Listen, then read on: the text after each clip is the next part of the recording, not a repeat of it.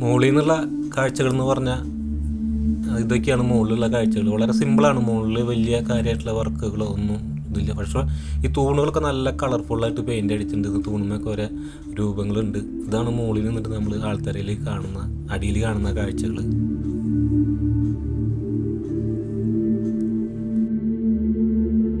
ഇനി നമ്മൾ പോണത് ഈ പള്ളിയിലൊരു പ്രധാനപ്പെട്ട സ്ഥലത്തേക്കാണ്. എൻ്റെ ഒരു വിശ്വാസം, മനുഷ്യൻ ഏറ്റവും സമാധാനവും സന്തോഷവുമായിട്ടിരിക്കുന്നൊരു സ്ഥലം, അവിടേക്കാണ് നമ്മളീ പോകുന്നത്. കാണുമ്പോഴൊക്കെ ചെറിയൊരു ആദ്യമായിട്ടൊക്കെ പോകുമ്പോൾ ചെറുതായിട്ടൊന്ന് പേടിക്കാവുന്ന രീതിയിൽ പെട്ടെന്ന് അങ്ങോട്ട് മുമ്പിലേക്ക് ചെന്ന് വീടുമ്പോൾ നമ്മൾ ചെറുതായിട്ട് പേടിക്കാനുള്ളൊരു സ്ഥലമൊക്കെ ഉണ്ട് ഇത്.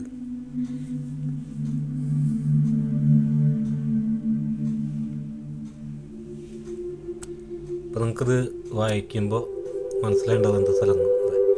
ഈ പള്ളിയുടെ സെമിത്തേരിയാണ് ഈ കാണുന്നത്.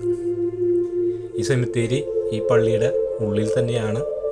അത് ഉള്ളിൽ തന്നെ എന്ന് പറഞ്ഞു കഴിഞ്ഞാൽ ഒരു അണ്ടർഗ്രൗണ്ട് പോലെ നമുക്ക് മനസ്സിലായിട്ടുണ്ടാവില്ല. അത് നമ്മുടെ ആൾത്താരം നിൽക്കുന്നതിൻ്റെ തൊട്ട് താഴെ തന്നെയാണ് ഈ പള്ളിയുടെ സെമിത്തേരിയും സ്ഥിതി ചെയ്യുന്നത്.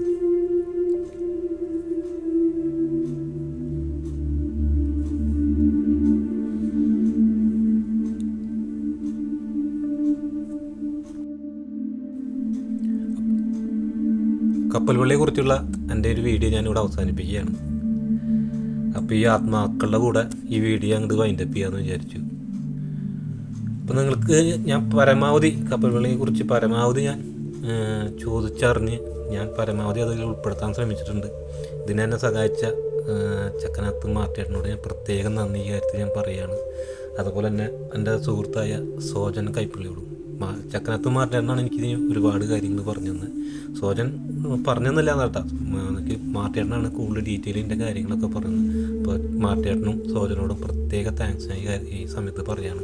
അപ്പോൾ ഇതിൽ നിങ്ങൾ പറഞ്ഞു തന്നതിൽ, ഞാൻ പറഞ്ഞതിൽ വല്ല തെറ്റുകളൊക്കെ ഉണ്ടെങ്കിൽ നിങ്ങൾ കമൻറ്റൊക്കെ ഒന്ന് പറയാം. ഇനി തിരുത്താൻ പറ്റില്ല, വീഡിയോ പുറത്തിറങ്ങി എനിക്ക് തിരുത്താൻ പറ്റില്ല.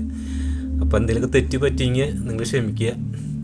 എൻ്റെ പരമാവധി ഞാനിതിനു വേണ്ടി ഞാൻ ശ്രമിച്ചിട്ടുണ്ട്. വീഡിയോ നന്നാക്കി എടുക്കാനും ഈ വീഡിയോ ഈ പള്ളിയെക്കുറിച്ച് നിങ്ങളോട് പറഞ്ഞുതരാൻ പരമാവധി ഞാൻ ശ്രമിച്ചിട്ടുണ്ട്. അപ്പോൾ വീഡിയോ ഇഷ്ടപ്പെട്ട് കഴിഞ്ഞാൽ ലൈക്ക് ചെയ്യുക. അതുപോലെ ഈ പള്ളിയെക്കുറിച്ച് അറിയാത്ത ഒരുപാട് പേരുണ്ടാവും, അവർക്ക് വേണ്ടി ഒന്ന് ഷെയർ ചെയ്യുക. എന്തെങ്കിലും നിർദ്ദേശങ്ങളോ അഭിപ്രായങ്ങളോ ഉണ്ടെങ്കിൽ കമൻറ്റ് ബോക്സിൽ ഉൾപ്പെടുത്തുക. അപ്പോൾ ഒരടുത്ത വീഡിയോയുമായി വരുന്നവരെ